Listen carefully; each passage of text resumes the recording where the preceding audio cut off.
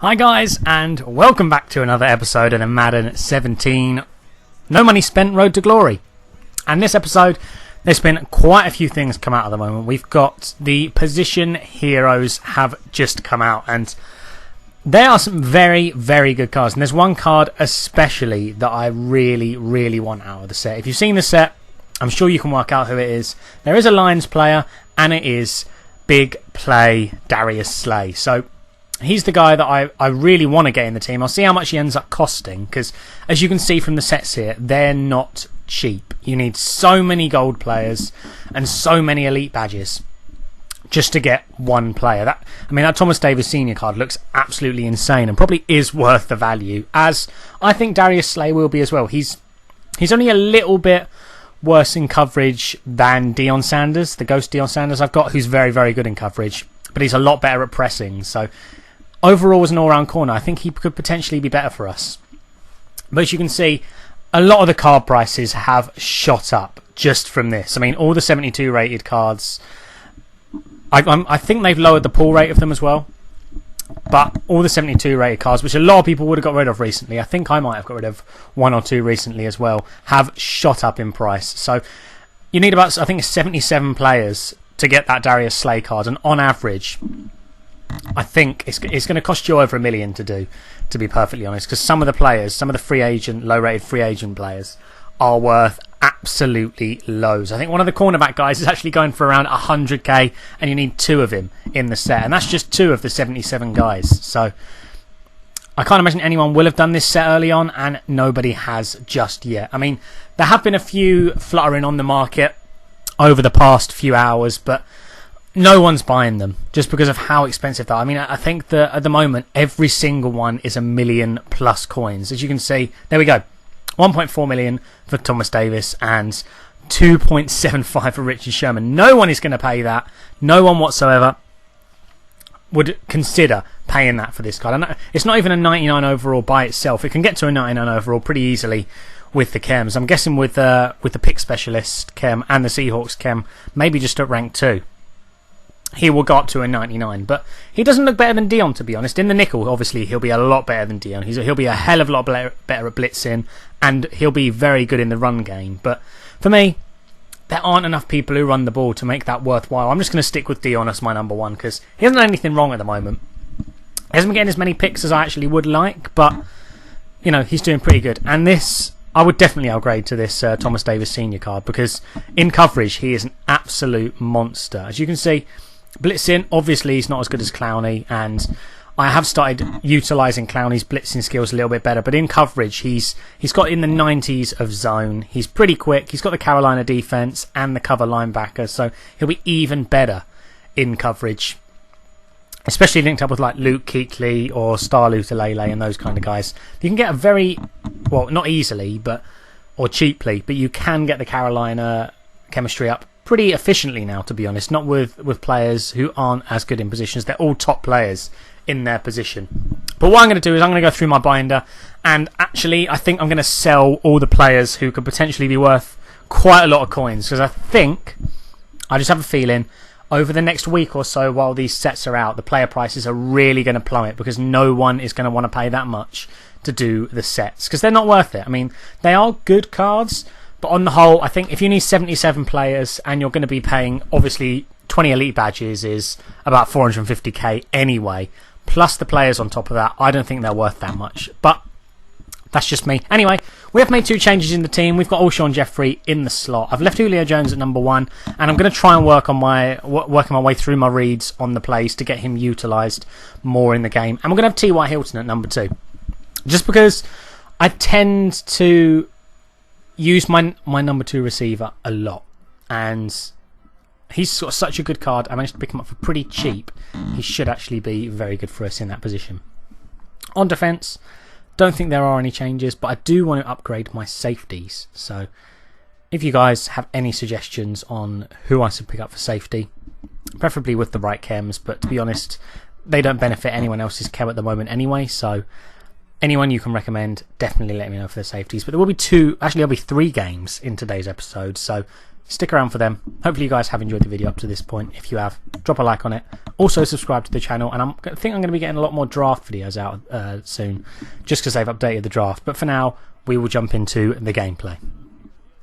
So in the first game here, we're coming up against someone who obviously has a very good team, and with a team like that, you'd expect them to know how to play the game pretty well, because he's got his players chemmed up pretty nicely, up to a 96 overall on T.Y. Hilton, and Kawhi Short, I think that was as well. But he's coming out throwing a toss early on, and this was one of my favourite games of the entire year.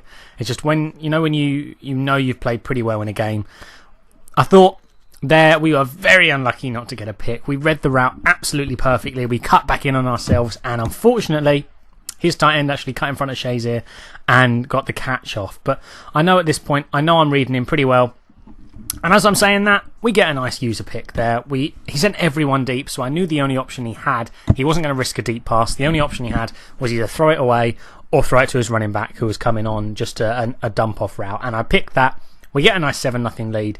And all we have to do now, stop the run. But it's CJ Anderson. Or was it Adrian Peterson? I think it might have been Adrian Peterson, he was just absolutely phenomenal. He was very, very hard to stop on the run. As you can see here, nice screenplay, picks up the first down. Thought I was going to get him to a 4th down there.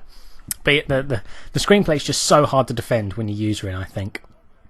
And as you can see, I'm going cover 3 for most plays because he is passing on pretty much every single play at the moment. So I'm just going to keep it safe with cover 3. And just make sure I cover the middle myself.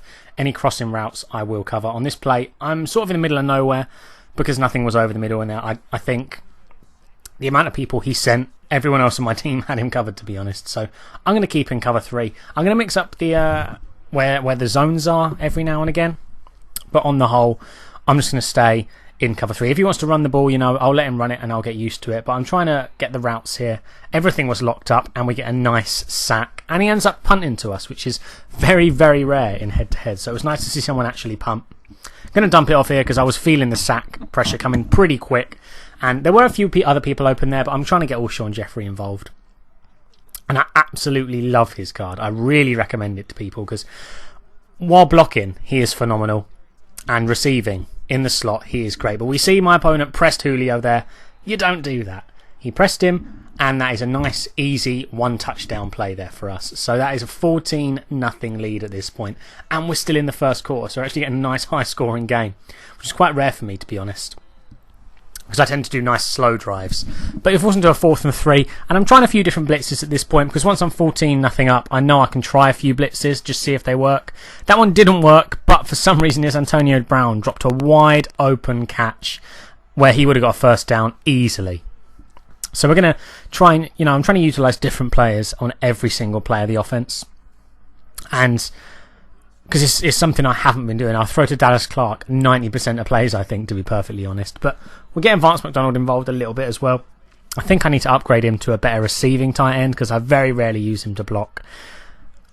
Which might, I don't know actually.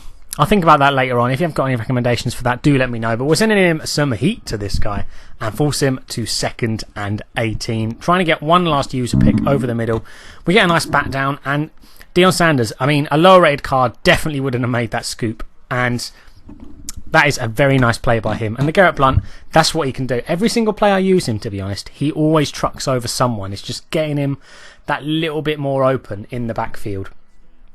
And then, he'll be able to make plays for us. But we make a nice little crossing route with Jeffrey there. And once again, as you can see, we've targeted Jeffrey 4 times up to this point in the game. And I'm going to use him again, coming over the middle.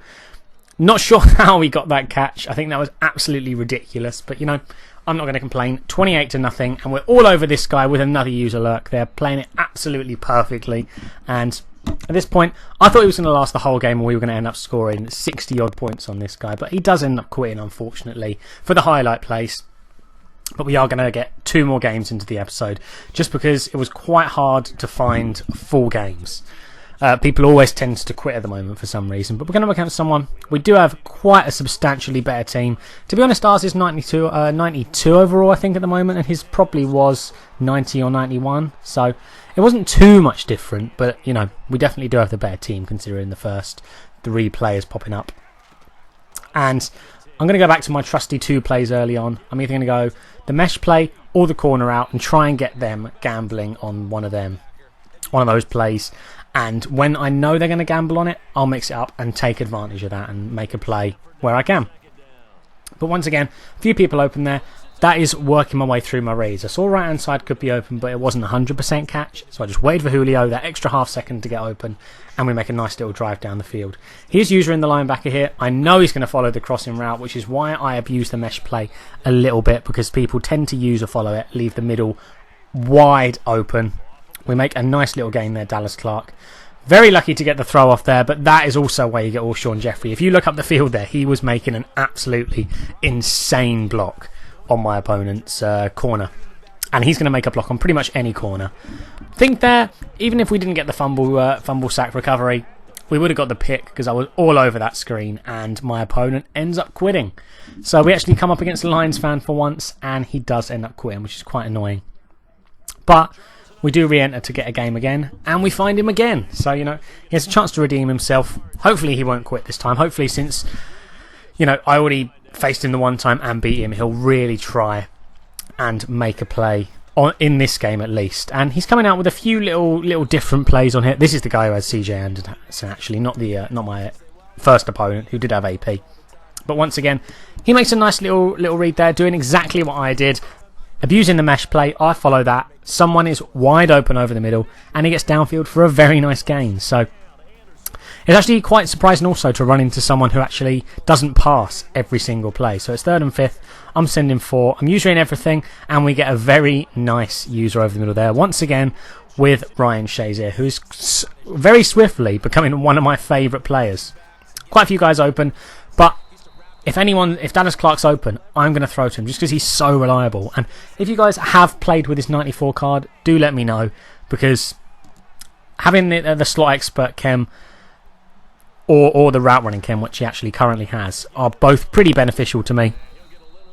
So if he is that much better, do let me know. But for 30k, if you don't have him in your team, get him in your team. He's so good. I think he's still the best receiving tight end in the game, to be honest. But once again, we're going to dump it off to Jeffrey, and he's also fastly becoming one of my very favourite players. I thought Blunt was going to be wide open here to get into the end zone. Unfortunately, he does truck one, but 2 guys are there and bring him down. My opponent's red zone D was actually fairly good. As you can see, he looks like he's going to send 6, so I'm a bit panicky whether I can actually get someone open. We do throw to Jeffrey, and he doesn't end up fumbling there, so that's quite unfortunate. I did send a heavy blitz that first play. My opponent made a nice quick slant play, got the 10 yards, so I can't send another blitz and get a safety. And unfortunately, we don't get the scoop up there. I thought Dion might have got that. But 1st and 10, I think he had McNabb at QB, so I've always got to have a spy in there. As you can see, I'm locking everything up. Fortunately, I get the bat down there. I thought he was going to make the catch, and it's still nothing, actually. I thought I was ahead at this point.